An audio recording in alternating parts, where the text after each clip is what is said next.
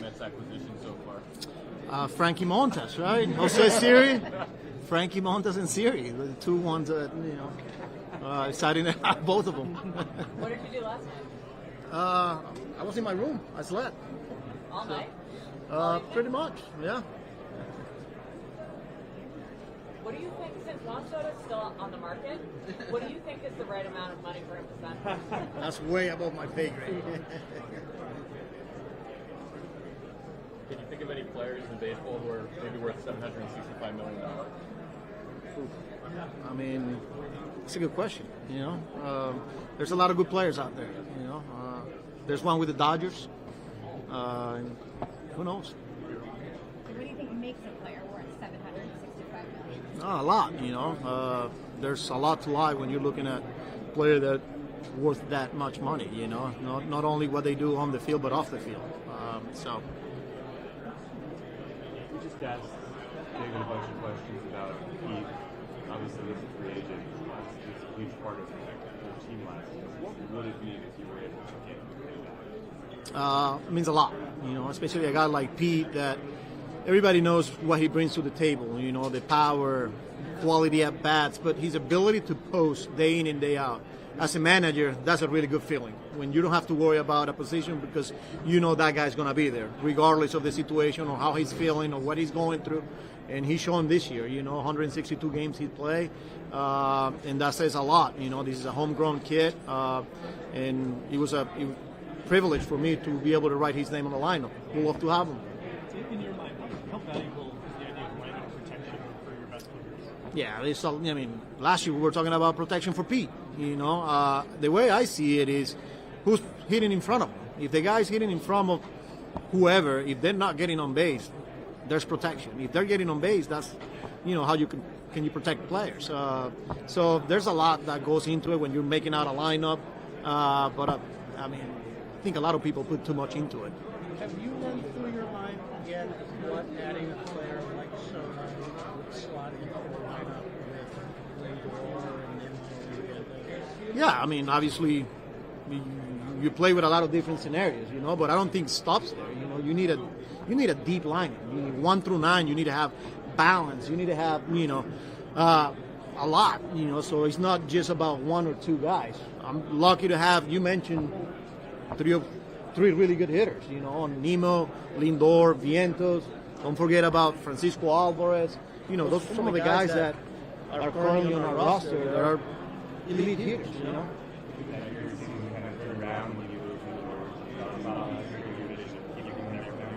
Yeah, I have to have that conversation with the player, and before we, not only we get to spring training, but opening day, who knows what's going to happen with our roster, and then I'll make that decision. But again, it starts with having the conversation with the player and with a lot of people, and then we'll go from there. Where do you think Starling Marte fits with this team if you do get another right fielder? He's a big part of this team, especially when he's healthy. This is a guy, we saw it in the playoff, even though he wasn't 100%, this is a dynamic player. He can impact the game in a lot of different ways. He can help you win baseball games. By the way he runs the bases, he's going to give you quality at bat. He puts the ball in play. He's got the ability to go the other way. He hits it out of the ballpark. He's got a cannon. His defense got better throughout the year. So again, he's a big part of this team. Do you think he'd be a possibility that he hit? Yeah, everything's on the table. So, and again, because of the health, and we saw it when he got back from the IL, the way we were using it. I don't think we play him, more than 3 in a row, because he's going to need help. He's going to need to rest. So, like I said, we're still a long ways to go. Where is he health-wise right now? He's home, going through his rehab process, doing exercises and things like that. So definitely feeling a lot better than the way he felt last part of the year. And I'm hoping that we get a healthy player by the time we report spring training. What specifically is he rehabbing? The same thing, the knee. Yeah. The same thing that kept him on the IL for a couple of months, and then when he got back, he was still feeling it. But that's all right. I spoke with him, I don't know, about a week ago. So he's in a good place. Everything is okay with his groin and legs. Oh yeah. Which is a problem. Yeah. It's more of his knee. whatever he was dealing with during the regular season. If you guys were to make a big acquisition, what would a move like that say about where the Mets view themselves? I don't want to get too far ahead of myself, but we want to win. We want to win, and we have an owner that is willing to do whatever it takes. So.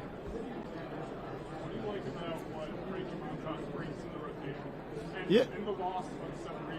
Yeah. Look, happy for Sevy. Proud of him because I know how hard he had to work. Especially I saw it firsthand. When he got hurt, and then just watching him go through the whole year last year. So congrats to him, his family. I texted him, and like I said, proud of him. For Frankie, this is a guy that I was able to spend a little bit of time when I was with the Yankees, and unfortunately he wasn't healthy. But we were able to face him in the playoff last year, and man, he was electric. He was sitting 96, 95. The fastball had live. We all know about the split. The cutter, slider that he's got. He's got a sweeper, and when he's healthy, he's a pretty good arm. So I'm excited to have him on our rotation, and our job is to keep him on the field. How well do you know Clay Holmes from the Yankees years? Yeah, I know him well. This is another guy that the first thing that comes to mind is a professional, a guy that takes the baseball, and that is accountable. He went through, he had a lot of success, and then he struggled, just like every player does. And when he was going through those tough times, he was right there in front of his locker, answering questions. It wasn't easy. He works really hard, and good relationship with him. Do you view Senga as an ace? He's a big part of our team. He's we talk about last year, him being the ace, and we didn't see him pretty much a whole year. So our goal is to get him healthy, and right now he's going through his off-season programs, and when he's healthy, he's as good as anybody out there. Is it a priority to you to kind of get to know him better and not maybe be as in the dark as you might have been last season? Yeah, I think I want to, I got to know him, but more like behind the scenes. I want to get to know him when he wants to go out there for a seventh inning, when he wants to continue to go out there. I want to have those conversations with him. I think that's the next step, and hopefully we get there, because that means he's going to be healthy. He really hasn't been a starter in this career. What makes you think he can succeed in that role? Yeah, I mean, look, it's hard for me to sit here and comment on it, but because it's not official, but again, this is a guy that physically we feel like he's capable of, and this is a guy that takes the baseball, and he works really hard. So. You guys were able to do with Severino and Mania last year. How confident are you that you're able to get the most out of pitchers who, you say, when healthy, they're good? Yeah, we have a really good system here. Obviously, with Hef leading the pitching program, and you got to give credit to our medical staff and everything that they do to keep these guys on the field. Whether it was Sevy, whether it was Mania, they spend a ton of hours working with them and using all the resources that we have. So pretty confident that our group will do the same thing with a lot of the players that will come on board this year. I don't know that we announced Desi yet, but I'll announce it. Yeah, look, Desi is guy that I was able to work with for a couple of years, and the way his attention to details. I know he's going to complement Hef and Rossi and all our group. Whether it's pitch design, playing around with different grips. Reading numbers and technology, and just the feel for the game. This is a guy that's been in the dugout for the past 3 years. So I thought he was a really good acquisition for us. When it comes to Montas, guys around the league say that he's really good at the clubhouse, he's a really good leader. Did you get to see any of that in his time in Yes, and even when he wasn't on the field 2023, he spent a lot of times rehabbing, and the reports we were getting from the minor league guys were off the chart. Like the way he was treating a lot of these young kids that were just starting their careers, and just my interactions with him in the clubhouse. Like I said, for a couple of months that we had him, great guy, humble, smart, and he wants to compete. He's a competitor. So. Carlos, what are your thoughts on what the Glaciers did for you last year, and do you think there's still a lane for him to return? Yeah, I mean, he was unbelievable for us. I think when we started turning around our season, he was a big part of it, you know. Just not only his presence in the clubhouse, but what he did on the field, you know. Elite defender, quality at bat, his ability to put the ball in play. He was clutch with runners in scoring position, and I will love to have him back. But again, we'll see how everything plays out, because he put himself in a really good position. We just talked to David about Mark Vientos and Brett Beatty and their roles, and he said that you guys view Vientos as a third baseman right now. What was it about the step that he took forward defensively that has you guys comfortable that he can handle the position full time? Yeah, you got to give him credit, and you got to give credit to player development, you know, because they work really hard with him. And, you know, talk about Lindor and Iglesias and the way they impact his game, you know, especially on the defensive side of things. We felt really good. Every time he got to a baseball, you know, the play was made. You know, good arm, really good hands, and just his internal clock got better as the year went on. Pretty confident that, you know, he could play third base. Same thing with Beatty. But the fact that Beatty added some versatility when he went down and showed that he can play second base, third base, maybe a little bit in the outfield, you know, that's a plus. Because when I'm writing that lineup, somebody that can play multiple positions, left-handed hitter, you know, he's in a good place. What do you think of Vientos' bleach blonde hair? I haven't seen much of it, you know, so.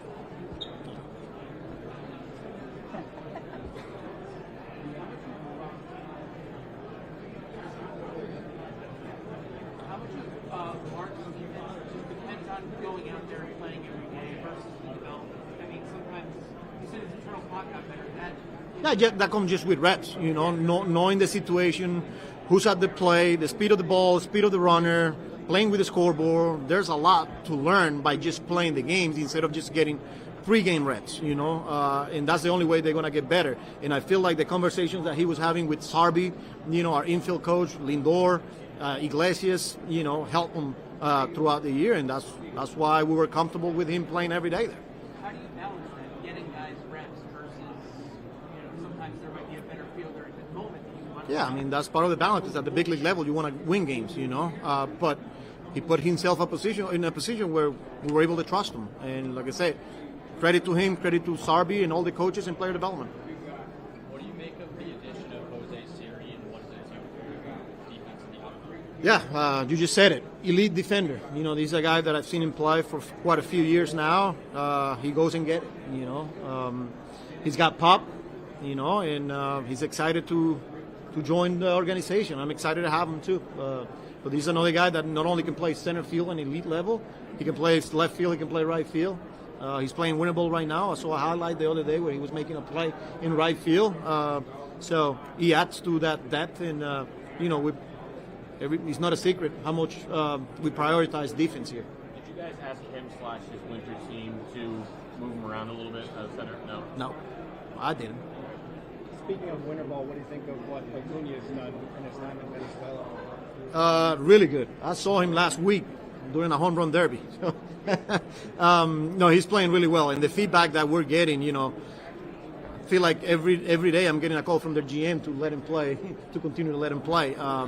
But the defense, the way he's running the bases, and I think just the whole experience itself, you know, the fact that he's getting at bats in meaningful games in front of, you know, 15, 20,000 people, the whole experience for him is going to be huge, and he's playing really well too. What are the terms under which he's allowed to play, and the GM, I guess, has to ask if he can keep playing beyond a certain date, or how does that work? Yeah, no, there's recommendations from us, you know, to the player, sure. You know, because he's a guy that got, I don't know, 700 play appearance. Been a long year. Yeah, so he's going to come to a time here where he's going to have to decide and get ready for 2025. So that's pretty much, and they know it's coming. So that's why the GM is like, hey, what do you guys think? It's like, he's up to the player, you know, at this time, because, you know, as a 40-man roster, you know, that's up to them. You know, all we could do is just make recommendations. Very good. Thank you, Carlos.